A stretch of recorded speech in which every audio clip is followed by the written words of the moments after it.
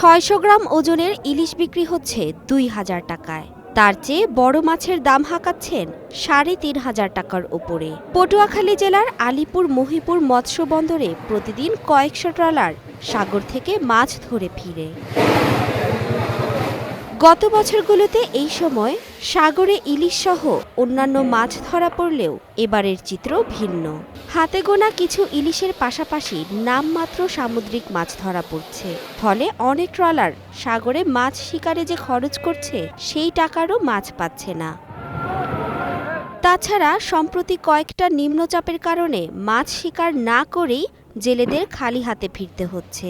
এ কারণে যে ইলিশ ধরা পড়ছে তা উচ্চ দামেই বিক্রি হচ্ছে।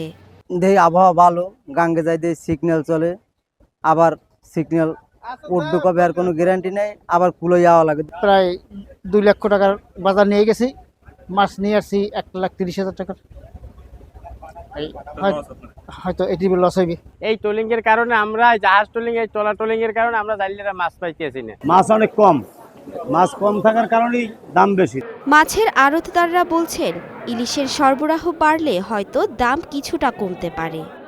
1 কেজি ওজনের মাছগুলো বিক্রি হইতেছে 1,10,000 টাকা মন, এবং 700-800 কেজির নিচে যে মাছটা, ওই মাছটা বিক্রি হইতেছে আমাদের মার্কেটে 85 থেকে 95,000 পর্যন্ত।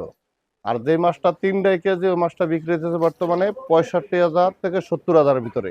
ইলিশের সরবরাহে কিছুটা ঘাটতি রয়েছে, তো ইলিশের সরবরাহ সংকটের জন্য দাম কিছুটা বাড়তি রয়েছে।